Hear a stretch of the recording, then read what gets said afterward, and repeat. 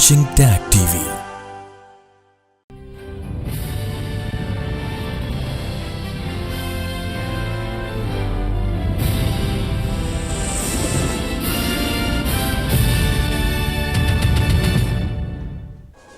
Good evening, welcome to South Asia Newsline. I am Uzma Jaffrey. Here are the top stories we are tracking for you on Thursday, the 20th of December.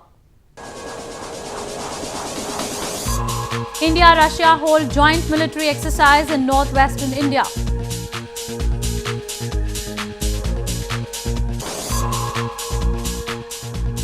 Pakistani court reserves verdict in corruption references against Nawaz Sharif.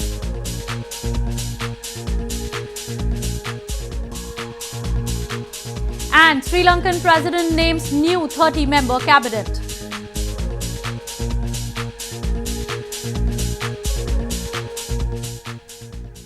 And now for all the details. A joint military exercise between the air forces of India and Russia concluded in India's northwestern desert city of Jodhpur on Wednesday. More than 30 aircrafts from both the air forces took part in the exercise, which aimed to exchange tactics, techniques and procedures towards enhancing operational capability.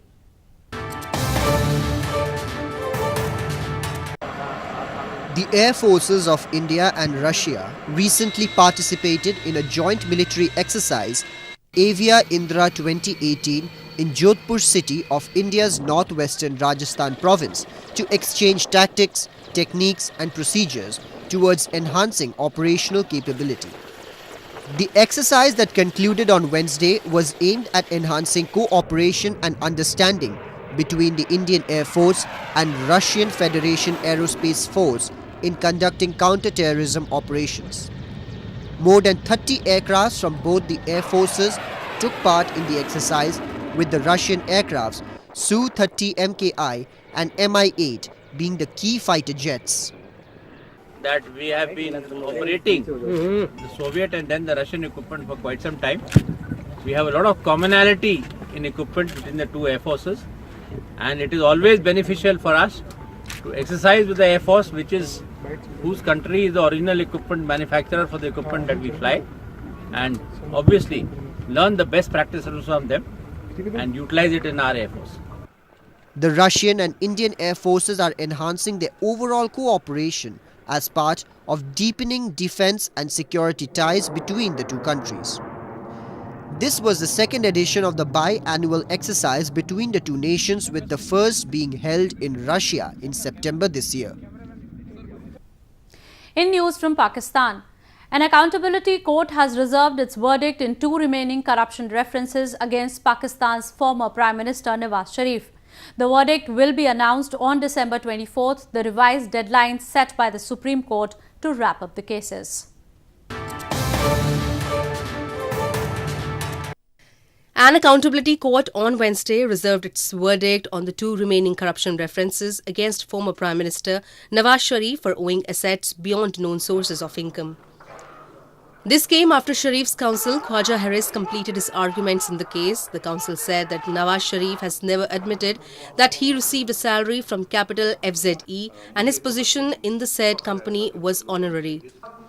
The accountability said it will announce the verdict on December 24th as per the deadline set by the Supreme Court to announce a decision in Al Azizia and flagship investment corruption references.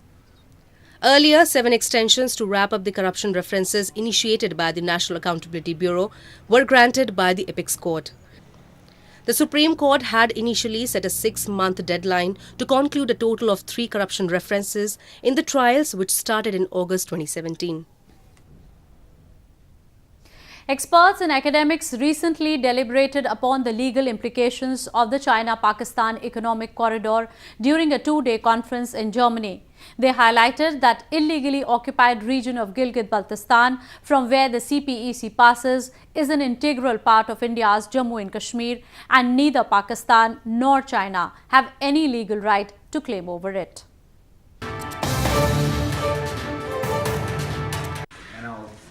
Junaid Qureshi, the director of the European Foundation for South Asian Studies, or EFSAS, recently examined the legal implications of the China-Pakistan Economic Corridor, or CPEC, with regard to Kashmir, and in turn the Gilgit-Baltistan region through which the corridor passes.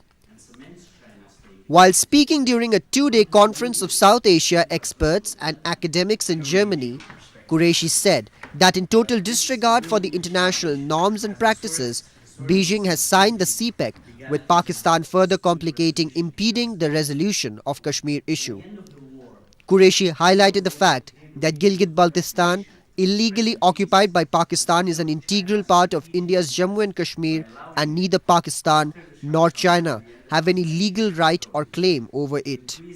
Gilgit-Baltistan has never been formally and legally integrated into the Pakistani state and does not participate in Pakistan's constitutional affairs, as subsequent Pakistani administrations have argued that the Pakistani state cannot officially integrate Gilgit-Baltistan into Pakistan in line with its claimed, yet not practiced, position that a referendum should be carried out across the whole of the region, and that any such step would prejudice its international obligations with regard to the Jammu and Kashmir conflict. Activists have long raised concerns that the multi-billion-dollar CPEC project has only brought death and destruction for the local people instead of economic opportunities. They also blame that both China and Pakistan are committing war crimes and genocide in Gilgit-Baltistan and Balochistan regions. Gilgit-Baltistan and Pakistan-administered Kashmir have been under illegal occupation of Pakistan for over last 7 decades. Disenfranchised from any political processes, the indigenous people have remained constant targets for the state-sponsored sectarianism and harassment. A wretched and depressing story of occupied territories of Gilgit-Baltistan and Pakistan-administered Kashmir is manifested in the 70 years of institutionalized repression emboldened by the Pakistan's army. Widespreading torture, onerous restrictions over media, and routinely exercising high-handedness in order to stifle the voices of dissent has remained a normal in the region. Human rights activists blame Islamabad remains unfazed by the repeated protests and demonstrations of locals. In fact, it has stepped up its intensity in recent times. और दिल से थोड़ा आगे जाएं तो आप FDL के area के अंदर जाके देख लें कि हमारे कोटे के अंदर लोगों को कौन से शहरी हुकूमत में जश्न है, दो टके की एजेंसियां जो कोई कहीं का रहने वाला है कोई कहीं का रहने वाला, वो हमारे लोगों के साथ हमारे जो वहाँ के मुकामी बाशिंदे हैं उनके साथ जो सलूक करता है वो आप जाके देखें. हमारी औरतों की इज्जत महफूज नहीं है, हमारे घर महफूज नहीं है, हमारी कोई भी चीज़ वहाँ महफूज नहीं है. A number of documented evidences of Pakistan Army's brutality, including a wide range of human rights abuses, kidnappings and killings of civilians, have surfaced over the years. Locals also blame the stooge administration of Gilgit-Baltistan for underdevelopment in the region, as they have never been allowed any representation in the so-called democratic system. Moving on to news from Sri Lanka. Sri Lankan President Maithripala Sirisena on Thursday appointed a 30-member cabinet days after Ranil Wickremesinghe was reinstated as Prime Minister following a lengthy political crisis. Several ministerial portfolios were changed in the reshuffle, while some former unity government ministers retained their previous portfolios.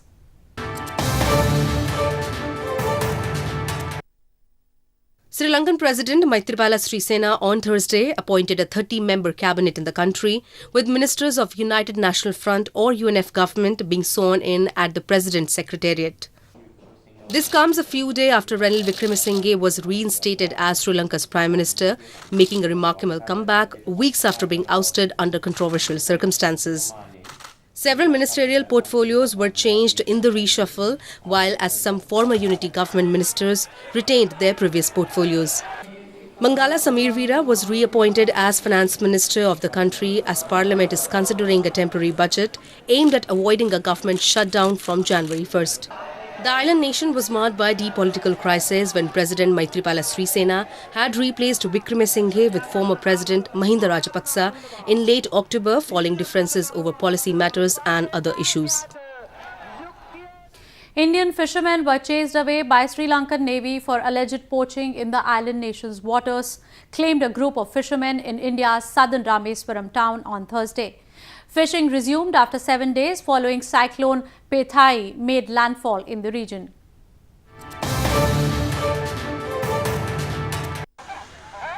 More than 20 boats were chased away by Sri Lankan Navy recently for alleged poaching in its waters, a group of Indian fishermen claimed on Thursday. The Sri Lankan Navy chased the fishermen and even snapped their nets while they were fishing near the Kacha Thivu island after 7 days of not working because of Cyclone Pithai, said a member of a fishermen's association. Cyclone Pithai made landfall on the coast of India's southern Andhra Pradesh province early this week, which left the fishermen starving without fishing in waters. 7 நாளைக்கு அப்புறம் புயல் காத்துன்னு சொல்லி அவதிப்பட்டு பசியும் பட்டினிமா கடந்து கடலுக்கு போனாங்க மீனவங்க. கடலுக்கு போன இடத்துல இலங்கை கடற்பட ஒரு கச்சதீவு பக்கத்தில் மீன் பிடிச்சிக்கிட்டு இருந்த எல்லா படகுகளையும் 200க்கு மேற்பட்ட படகுகளை அடித்து விரட்டிட்டாங்க. மீன் பிடிக்க முடியாத ஒரு துர்பாக்கியமான நிலைமை ஏற்பட்டிருக்கு. India shares an expansive oceanic border with Sri Lanka without any perceptible demarcation, and fishermen on both sides ignore rules while netting their catch. Fishermen from both the sides often breach the undemarcated maritime boundaries, leading to the arrest and detention. Hundreds of devotees on Wednesday gathered at the famous shrine of a Sufi saint in India's northern Srinagar city to mark his 878th Urs or death anniversary. The occasion was observed by offering prayers and singing devotional songs.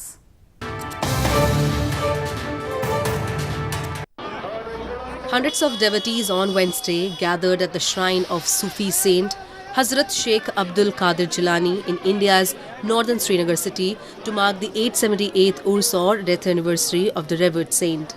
The devotees sang religious songs and prayed in the famous shrine to seek blessings of the 11th century saint. The shrine, also known as Dastagir Sahib, wore a festive look on the occasion, with many street vendors putting up different stalls to attract the customers. मैं भी तो इसी नीयत के साथ आया हूँ कि गौसे आज़म की जो है दरगाह है यहाँ पर, तो इसी उम्मीद के साथ आया हूँ अल्लाह ताला हर एक की हाजतें कबूल फरमाए, हर एक की दुख दर्द दूर फरमाए, और ख़ुसूसन अपने कश्मीर वतन कश्मीर मुल्क कश्मीर के लिए ख़ुसूसी यही दुआ करेंगे अल्लाह ताला इस मुल्क कश्मीर को पुरअमन बनाए और खुशहाली हर तरह से हो.